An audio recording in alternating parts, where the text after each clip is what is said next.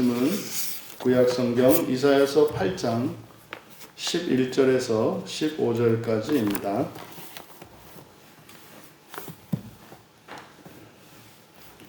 11절에서 15절까지 말씀을 함께 읽겠습니다.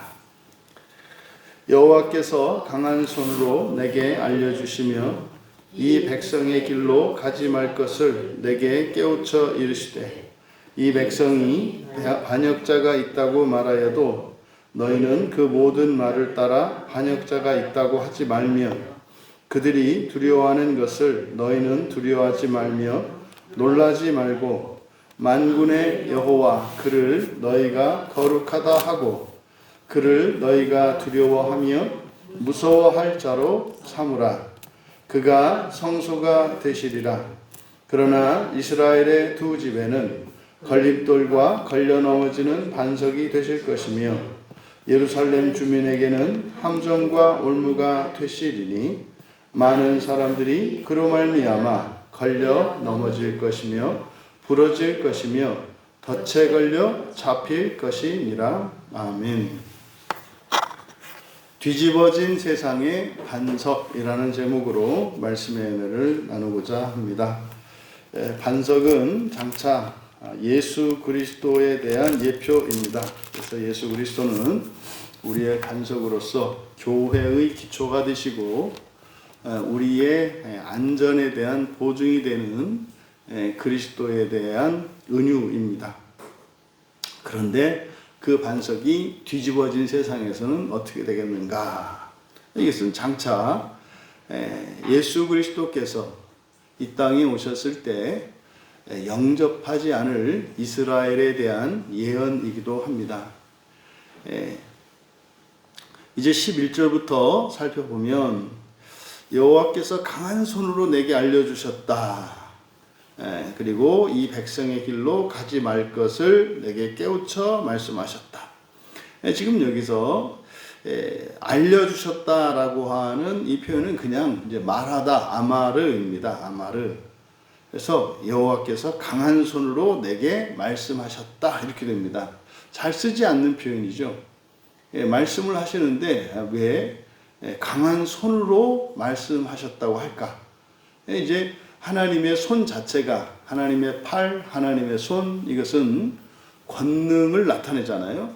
그런데 또 거기에 강한이라고 하는 이 헤즈카라고 하는 형용사가 붙었어요.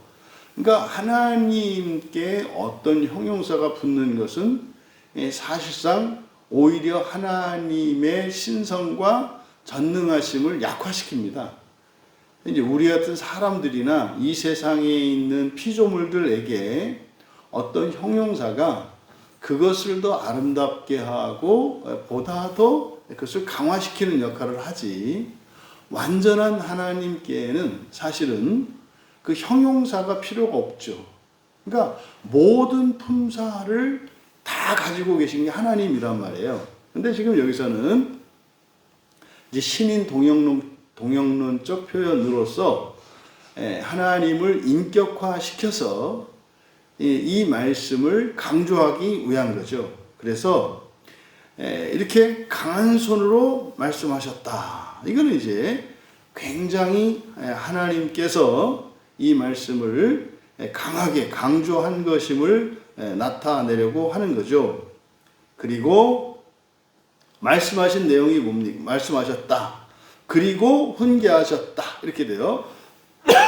11절에 말씀하셨다. 그리고 훈계하셨다. 지금 우리말 성경으로는 11절 하반절에 깨우쳐 이르시되, 그래서 깨우치다라는 말이 이제 야샤르이거든요. 이게 야샤르는 부모가 잘못한 자녀들을 바로잡을 때 하는 게 이 야샤르입니다. 그래서 훈계하다 또는 징계하다 이런 의미예요. 그래서 징계한다는 것은 잘못한 것을 바로잡기 위해서 이제 벌을 주는 거, 회초리를 때리든지 호되게 야단을 치든지 이런 의미고, 또 훈계하다라고 하는 것은 이제 바로 잡아주는 목적이라는 거죠. 그래서 이 야샤르입니다. 그래서 훈계하신 것, 백성에게, 이 백성의 길을 따라가지 말라는 거예요. 무슨 말입니까? 이 백성의 길은 정상으로 보이는데 그건 정상이 아니라는 거예요. 그건 악한 길이고 파멸의 길이라는 겁니다. 이어 12절에서 이제 11절의 끝에는 이 말씀을 하시면서 이렇게 이제 분사가 들어가 있습니다. 이 말씀을 하시면서 그리고 12절로 이어지는 거예요. 이 백성이 반역자가 있다고 말하여도 너희는 그 모든 말을 따라 반역자가 있다고 하지 말고, 여기서 반역자라고 번역한 단어가 이제 케쉐르라는 말인데, 이 케쉐르는 이렇게 반역을 꾀하는 사람을 나타내기도 하고 또는 반역을 꾀하는 모임을 의미하기도 합니다.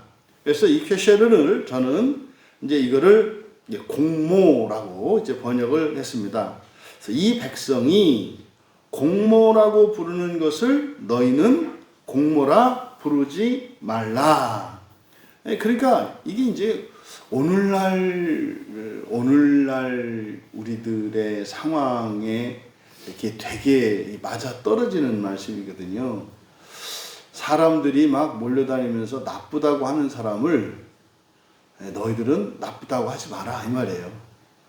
그러니까 저 사람은 반역자다라고 하는 사람을 너희는 반역자라고 하지 마라.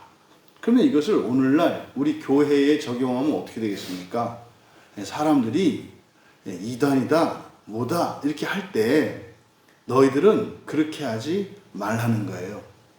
그러니까 사실상 이때 당시에 이미 우상 숭배가 만연했고 도덕적으로 사회적으로 타락한 사회였기 때문에 선과 악이 전도됐죠. 선한 것과 악한 것이 뒤집혀 있고요. 그리고 깨끗한 것과 더러운 것, 추한 것과 아름다운 것이 전도돼 있어요. 그러니까 지금 이 세상 자체가 지금 뒤집혀 있는 세상이거든요. 그래서 이 백성들, 대다수의 사람들이죠. 그런 대다수의 사람들을 따라가지 말라는 겁니다.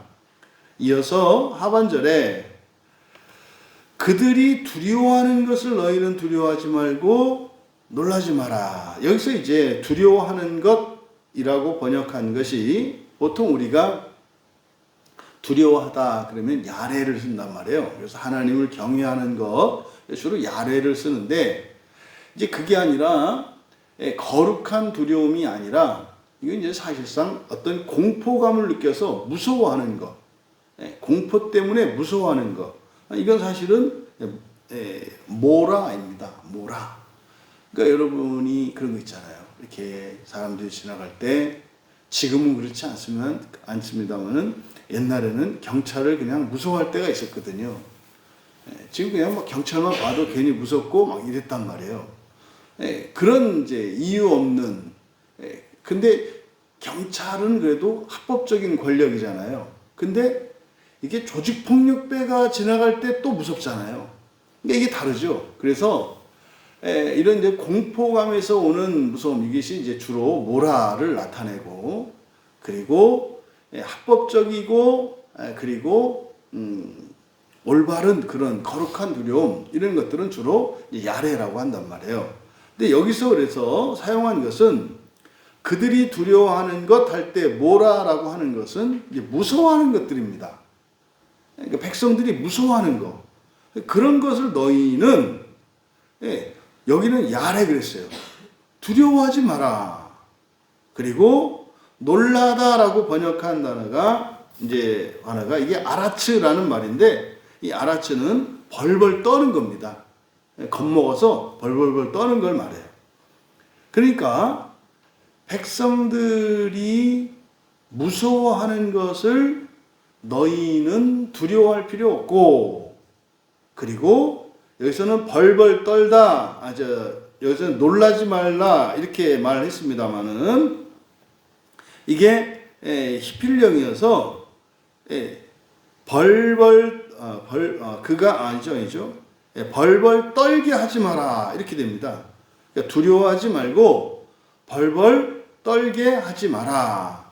그러니까 이거는요, 너도 무서워하지 말고 다른 사람들한테도 괜히 그걸 무섭다고 가르치지 말라는 거예요. 오늘날 우리 신앙인 그리스도인들에게 한번 적용을 해볼까요? 여러분, 세상 사람들이 무서워하는 게 뭐 있을까요? 네, 가장 대표적인 거 가난해지는 거죠. 돈 없는 거잖아요. 돈 없는 거를, 돈 떨어지고 가난해지는 거를 제일 무서워하잖아요, 요즘 사람들이. 그러니까 그런 겁니다.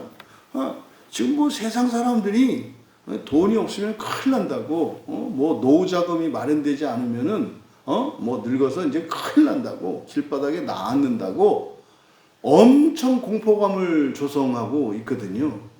그런데요, 그렇게 할 뿐만 아니라, 두려워하지 말 뿐만 아니라 또 뭐 해라? 벌벌 떨게 하지 말라는 거예요. 여러분, 막 호들갑 쏘잖아요. 김영, 김영은 뭐 이렇게 노후 준비가 다 됐어? 뭐 보니까, 노후 준비가 되려면 여유자금으로 뭐 최소 몇 억이 있어야 한다던데, 난 평생 몇 억을 평생도 못 가져봤다, 이놈아. 난 평생도 가져보지 못한 돈을 갖다가 무슨 노후에 먹고 살도록 몇 억을 해야 된다고. 그러니까 여러분, 이런 걸 가지고 이렇게 공포 분위기를 조성하는데 그런 거에 넘어가지 말라는 거예요. 넘어가지도 말고 또 그렇게 조장하지도 말라는 겁니다. 여러분, 언제 우리나라가 무슨 노후를 하고 있어요. 여러분, 하루 종일 아침부터 저녁까지 일해서 막 먹고 그렇게 일하는 사람도 먹고 살기 어려운 때 있었잖아요. 그때도 굶어 죽은 사람 없어요. 그때도. 응? 근데 지금 지금 쓰레기통만 뒤져도 먹고 살겠네. 응? 쓰레기통만 뒤져도 여러분, 곰을 갖다 팔 것도 많고, 사방천지가 너무 돈벌이가 많아가지고 지금 안 하는 세상 아닙니까? 근데 그 말도 안 되는 이런 거. 이게 오늘날 딱 이렇게 적용할 수 있는 말이에요. 그리고 13절에서 만군의 여호와 그를 너희가 거룩하다 하고 그를 너희가 두려워하며 무서워할 자로 삼으라. 이렇게 되어 있는데요. 그러니까 이건 지금 13절은 12절에 있는 동사가 반복되고 있거든요. 근데 13절을 그대로 이제 번역을 하면 그렇게 돼요. 만군의 여호와 그를, 전부 히피령입니다. 거룩하게 하라. 거룩하다 하고 이렇게 되어 있습니다만 거룩하게 하라. 그러니까 사실은 뭡니까? 우리가 마음 써야 할 것은 세상도 아니고 세상 사람들이 말하는 무엇도 아니고 오직 여호와 하나님께 우리가 신경을 쓰고 마음을 써야 한다는 거죠. 그래서 여호와 하나님을 거룩하게 하라. 그리고 그를 너희가 두려워하며 이렇게 되어 있습니다만은 사실 그대로 직역하면 그가 너희의 무서움이 되게 하고, 그러니까 여기서 이제 두려워하다가 모라예요. 모라. 그를 너희가 두려워하며 이렇게 번역한 얘기가 이제 모라예요. 그러니까 앞에서 모라가 사용됐잖아요. 그래서 그가 너희의 무서움이 되게 하고, 그 다음 그가 너희가 벌벌 떨 자가 되게 하라. 그래서 모라와 아라츠를 그대로 반복하고 있습니다. 그러니까 지금 이때 당시에 이사야에게 주신 여호와의 말씀이 지금 이스라엘 백성들이, 남유다와 예루살렘의 백성들이 뭐하고 있다는 거예요? 정작 두려워해야 할 하나님은 두려워하지 않고, 두려워할 필요도 없는 세상 사람들이 무서워하는 그런 것들을 두려워하고 있다 이 말이에요. 그리고 자기가 무서워할 필요도 없는데 무서워할 뿐만 아니라 주변 사람들까지 공포 분위기를 조성해서 막 그렇잖아요. 이단 사이비 뭐 이런 사이비 이단 이런 거는 두려워할 필요가 없거든요. 근데요 막 그렇잖아요. 정상적인 교회는 동물로 얘기하자면 호랑이네 집인데, 무슨 신천지며 이런 나부랭이들은 그냥 고양이거든요. 도둑고양이. 근데요, 생각해보세요. 막, 동네가 호랑이 동네예요. 호랑이들이 사는 집이거든요. 그때 막 밤마다 이 호랑이들이 모여가지고 그러는 거예요. 야, 조용해. 밤중에 막 도둑고양이가 나온대. 문단속 잘하고 다니는 도둑고양이. 그래가지고 막 앞에다가 도둑고양이를 조심하시오. 여러분, 호랑이 마을에 그 호랑이 그들이 살고 있는 집집마다 그 앞에다가 도둑고양이를 조심하시오라고 써붙여 있는 게 이게 말입니까? 똥입니까? 여러분 절대 휩쓸리지 마세요. 다 거짓부렁이에요. 무섭긴 뭐가 무서워요. 네? 그러니까 절대로, 그러니까 이게 지금 어제 오늘 일이 아닌 거예요. 그러니까 우리가 사실은 그렇게 하나님을 경외하지 않는 이것을 양심의 가책을 받고 두려우니까 어떻게 해요? 이제 어딘 것을라도 이제 벌벌 떠는 신용을 한다고. 이게 뭐라 했어요? 이거 가식이라고 그랬죠. 외식은 할 수 없는 걸 잘하는 게 외식이고, 응? 잘할 수 있는데 못하는 척 하는 게 가식이다 그랬잖아요. 네? 잘할 수 있는데 바보처럼 행동해. 아니, 무서워할 필요 없는 걸 왜 무서워해요?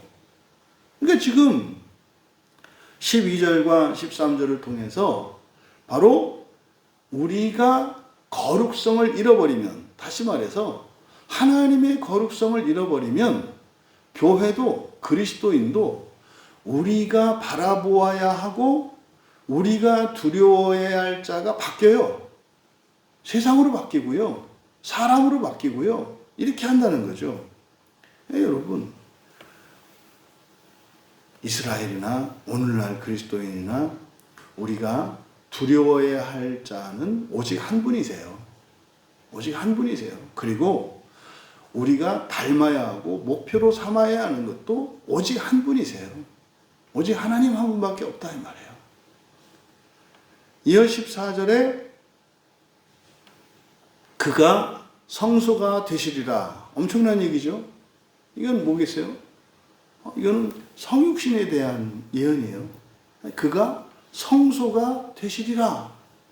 그러나 이스라엘의 두 집에는 걸림돌과 걸려 넘어지는 반석이 되실 것이며, 이제 반석이라는 말이 딱 나오면 그냥 그리스도하고 예수 그리스도와 연결지으시면 돼요. 그러면 지금 14절에서 그가 성소가 되시리라. 여기서 이제 성소라고 번역한 단어가 미크다시. 그래서 이 미크다시는 뭐 구약의 여호와 하나님의 성전에만 쓰는 게 아니라 그냥 모든 종교인들이 다 사용하는 말이에요. 그러니까 이거는 그냥 일반 보통 명사입니다. 그러니까 이거는 뭐 예를 들어서 절이 됐든 아니면 어떤 뭐 종교, 그러니까 신전이 됐든 뭐 이런 모든 것들을 사람들은 특별하게 여기잖아요. 이게 그런 의미입니다. 미크다시. 물론 성전에도, 성전이나 성막에도 이 단어를 씁니다. 그래서 그가 성소가 되실 것이다. 예, 성소가 되실 것이다. 근데 문제는 여러분, 하나님이 성소가 되시면 우리가 거기에 깃들여야 되지 않겠어요? 우리가 깃들여야 되잖아요. 그런데 뒤에 있는 내용이 어떤 내용입니까? 이스라엘 사람들, 이스라엘에게는, 여기서는 이스라엘의 두 지분, 북이스라엘과 남유다를 말하는 거죠.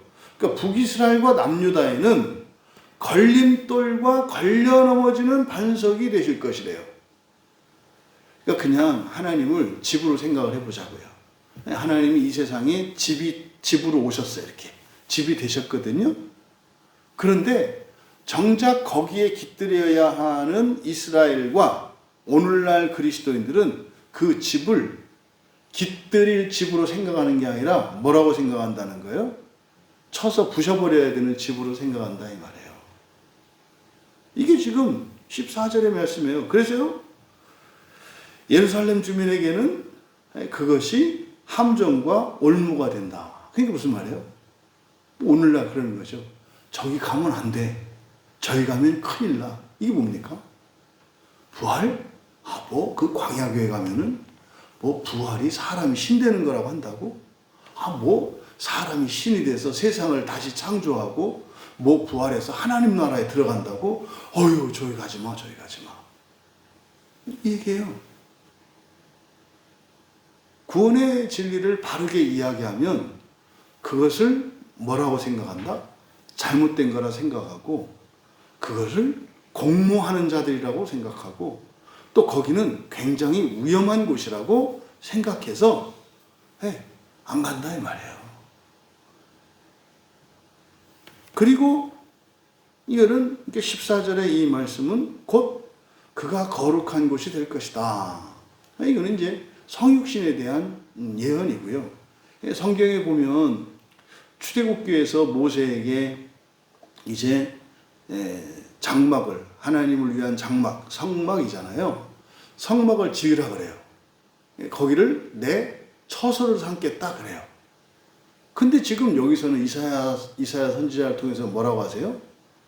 하나님이 거룩한 처소가 되시겠다는 거예요. 이거 여러분, 이게 지금 결국 삼위일체에 대한 이야기라는 것이 여러분 느껴지지 않으십니까? 내가 하나님 안에, 아버지 안에, 아버지가 내 안에, 너희가 내 안에, 아버지가 너희 안에. 그러니까 이 처소라고 하는 이 개념은 바로 서로 다른 두 존재의 연합과 일치를 나타내기 위해서 사용하는 성경적 표현이에요. 그러니까 하나님이 여기서 성소라고 해서 성소가 되었다 할 때 이런 장소가 됐다라고 하는 것은 장소의 의미를 얘기하는 게 아니라 사람이 우리 몸이라고 하는 체적을 갖잖아요. 공간을 가지잖아요, 우리가. 그러니까 서로 다른 두 존재가 합해지려면 어떻게 해야 돼요? 서로가 서로 안에 거해야 하고 서로가 서로에게 장소가 되어줘야 돼요. 하나님이 우리의 처소가 돼야 되고 우리가 그 하나님 안에 들어가고 또 우리도 하나님이 거하실 거룩한 성소가 되어야 하고 하나님도 우리 안에 거하셔야 우리가 하나 된다 이 말이에요. 그러니까 지금 14절의 이 예언은 우리는 알아들을 수 있어요. 그러니까 이스라엘 사람들은 사실은 구약의 성도들은 잘 모르겠어요. 어쨌든 구약에서도 똑같은 구원의 계시는 나오니까 이제 우리들 수준에서 보았을 때 이 성경 구절 말씀만으로는 하나님과 사람이 완전히 연합할 것이라고 하는 것을 여기서 교훈을 얻을 수 있을지는 잘 모르겠어요. 근데 우리는 어쨌든 알 수 있죠. 그런 겁니다. 그런데 이거 반대하는 게 누구다? 이스라엘이다 이 말이에요. 이스라엘이다. 맨 먼저 이스라엘을 통해서 온 세상으로 확장시켜야 되는데 당장 이스라엘이 그것을 거부한다는 거예요. 이게 여러분 요한복음 1장에서 요한복음 1장 11절에서 자기 백성에게 오셨는데 영접하지 않는다 그러잖아요. 그 얘기 그대로 이루어지잖아요. 그거 2000년 전만 그런 게 아니죠? 오늘날도 그래요. 오늘날도. 예수님이 그냥 우리더러 신이라고 그러면은 할렐루야 감사합니다 이렇게 하면 되는 거 아니에요? 왜 그거를 이단이라고 하죠? 이상하지 않나요? 너무 똑같아요. 너무 똑같아요. 그러니까 이사야 당시나 예수님 오셨던 당시나 2000년 지난 지금이나 그러니까요. 하나님의 구원에 계시는 도저히 믿어지지 않는 일이에요. 그걸 믿는 저나 여러분들은 참 평범하지 않은 사람들이다. 응? 평범하지 않은 사람들이다. 그 바꿔 말하면 특별한 은혜가 있다. 예? 특별한 은혜를 받은 사람들이면 틀림없어요. 왜요? 안 되는 거거든요. 안 되는 거거든요. 마지막 15절에 많은 사람들이 이렇게 되어 있습니다만 그들 중에 많은 이들이 그로 말미암아는 없어요.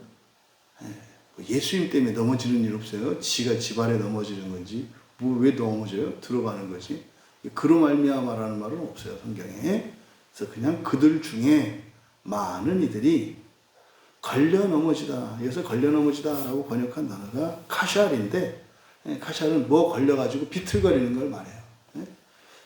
저는 이 카샬 이 단어를 생각하면 어렸을 때 생각이 많이 나요. 어렸을 때. 어렸을 때 이제 우리 동네 그 시골에 가면 이렇게 그 바위산이 있었어요. 그래서 백화산이에요. 산 이름이 백화산. 전부 다 바위로 돼 있어가지고 산이 하얘요. 그래가지고 백화산이거든요. 근데 이제 제 고향 얘기를 하면 제 고향이 고향 태안의 백화산인데 전설이 있어요. 전설. 그래서 백산이 묵산이 되면 나라를 구원할 인물이 난다. 그런 전설이 있어요. 옛날부터. 백산이 묵산이 되면 이 마을에서 나라를 구할 인재가 나온다. 근데 백산이 묵산이 된다는 게 뭐냐면 바위산이 까맣게 된다는 거예요. 바위산이 까맣게 되려면 어떻게 돼야 될까요? 나무가 심겨지면 되겠죠. 나무가 심겨지면. 그래서 고향에 갈 때마다 거의 묵산이 되어간다 그래요. 근데 이제 말씀드리려고 하는 거는 그 산 너머에 물을 모아놓은 이제 과수원 주인이 물 웅덩이가 이제 말하자면 작은 연못이 있었어요. 그 계곡을 막아가지고 이게 물놀이를 할 수 있는 유일한 곳이에요. 바다가 아니라 이제 민물에서. 그럼 이제 거기를 이제 여름만 되면 이제 놀러 가거든요, 친구들이. 갈 때 이제 애들은 뭐 힘이 넘치니까 이제 뛰어다니잖아요. 걸어가는 게 아니라 막 뛰어가잖아요. 그래서 먼저 가기 그래가지고 이제 막 뛰어가면은 이제 조금 이제 더 빨리 빨리 간 사람들은 가다가 중간중간 풀로 묶어가지고 이제 함정을 딱 만들어 놓는다고요. 그래서 이제 그때 꼭 이제 착한 애들이 걸리죠. 그때 딱 걸리면은 딱 걸려가지고 이제 풀이 끊어지면 괜찮은데 안 끊어지면 이제 뭐 하다가 이제 막 넘어지고 그러거든요. 그게 여기서 말하는 카샤예요, 카샤. 그래서 걸려 넘어지다 또는 비틀거리다 이런 뜻이에요. 그리고 부러질 것이며 샤바르 이거는 아주 박살이 나는 겁니다. 이거는 부러지다 이렇게 되어 있습니다만 이거는 완전히 그냥 부서지는 거예요. 부서지는 거예요. 멸망하는 거죠. 부서질 것이며 그리고 여기에 그 다음에 덫에 걸린다. 미끼에 무는 거예요. 미끼에 무는 거. 덫에 걸릴 거며 낚싯바늘에 걸리는 거죠. 그리고 잡힐 것이다. 라카드. 지금 이제 이 15절에 보면은 걸려 넘어지고 부서지고 덫에 걸리고 잡히고 이렇게 이제 4개의 동사를 사용했거든요. 근데 여기에 걸려 넘어지다 요 단어만 능동이에요. 요것만. 그러니까요. 조심할 것은 뭐 하면 돼요? 뛰어가지 않으면 돼요. 뛰어가지 않으면. 걸려 넘어지는 이유가 그냥 막 뛰어가다가 멈추지 못해서 걸려 넘어지는 거거든요. 멈추지 못해서. 그리고 나머지는 전부 니팔, 수동태예요. 부서짐을 당하고 그리고 덫에 걸리게 되고 그리고 잡히게 돼요. 그러니까 이거는 우리가 어떻게 하는 게 아니라 어떻게 당하는 거라고요. 그러면요. 우리가 해야 될 거는 뭐예요? 걸려 넘어지지 않게 조심하면 돼요. 근데 나머지 3가지 이거는요. 우리가 할 수 있는 게 아니에요. 이거는 절대적으로 하나님의 도우심이 필요해요. 근데 사실은 우리가 할 수 있는 거 그러니까 뭡니까? 넘치지 않으면 돼요. 넘치지 않으면. 그러니까 넘치지 않으면 돼요. 그리고 하나님을 의지하면 돼요. 사실상. 그래서 15절에서 우리에게 주는 교훈은 뭡니까? 그때나 지금이나 하나님의 특별한 선택을 받은 먼저 택함을 받은 하나님의 일꾼들, 사역자들, 사명자들이잖아요. 그들 중에 많은 이들이 하나님의 말씀을 있는 그대로 받지 않는다는 거예요. 근데 그들이 어떻게 돼요?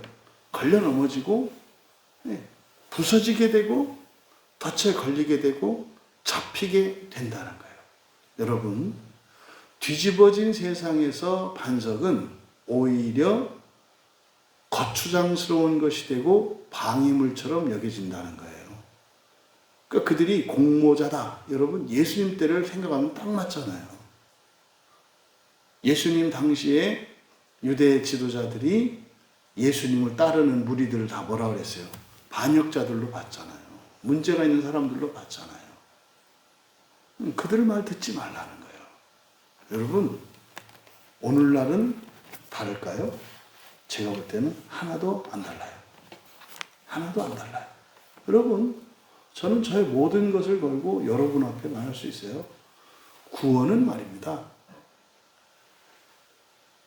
하나님이 사람이 되셔서 대신 죽어주시기까지 해서 그것도 모자라서 성령 하나님이 우리 안에 오셔서 쉬지 않고 일하시고 지금도 성부 하나님과 성자 하나님이 최선을 다해서 이루어내는 게 구원이에요. 응? 창조주 하나님이 쉬지 않고 계속 일하시고 심지어는 창조주 하나님이 피조물이 되어서 죽기까지 하시면서 이루는 게 구원이라고요. 여러분, 그게 사람이 쉰되는 정도 돼야 되지 않겠어요? 여러분, 이 세상은 하나님 나라 임하기까지 언제나 뒤집어진 세상이라는 것을 잊지 마세요. 이 세상은 원래가 뒤집어진 세상이에요. 그래서요, 하나님 나라와 이 세상의 가치는 전도되어 있어요. 사람들이 좋다고 하는 것은 안 좋은 것이 많아요. 사람이 싫다고 하는 것은 그것이 진짜로 성경에서 좋다고 하는 거예요. 물론 성경의 진리가 세상 사람들에게 거치는 것으로 성경에서 말하는 참된 구원의 진리가 세상 사람들에게는 그것은 악한 것으로 여겨진다는 말씀이에요. 뒤집어진 세상에서 진리를 따라 살아가는 여러분들은 쉽지 않습니다. 결코 쉽지 않습니다. 하나님의 은혜가 절대적으로 필요합니다. 그래서 우리는요, 오직 성경 말씀만을 절대적인 기준으로 삼으셔야 해요. 네, 어제 저녁에 요한일서 5장 이제 끝무리에서 마무리하는 게 뭐예요? 사랑의 계명만 지켜라죠. 사랑의 계명만 꼭 붙들고 있어라. 그럼 첫째 뭘 한다. 이렇게 말씀한단 말이에요. 세상을 따르는 이들이 아니라 오직 하나님의 말씀을 따르는, 그래서 여러분들에게 이 세상의 구원의 소망이 있는 그런 사명자들로 살아가시기를 주님의 이름으로 축원합니다. 존귀하신 하나님, 하나님 나라가 임하기까지 이 세상은 하나님 나라를 기준으로 바라보면 뒤집어진 세상이라고 하는 사실을 잊지 않게 하시고, 세상에 많은 사람들이 가는 길과 세상에 많은 사람들이 옳다 하는 것, 또 세상에 많은 사람들이 싫어하는 것들을 무조건 따라갈 것이 아니라 오직 성경 말씀에 비추어 옳고 그른 것을 구분하게 하시고 악하고 선한 것을 바로 알아 의의 길로 선한 길로 살아갈 수 있는 복된 저희들 모두가 되게 하옵소서. 감사하며 예수님의 이름으로 기도하옵나이다.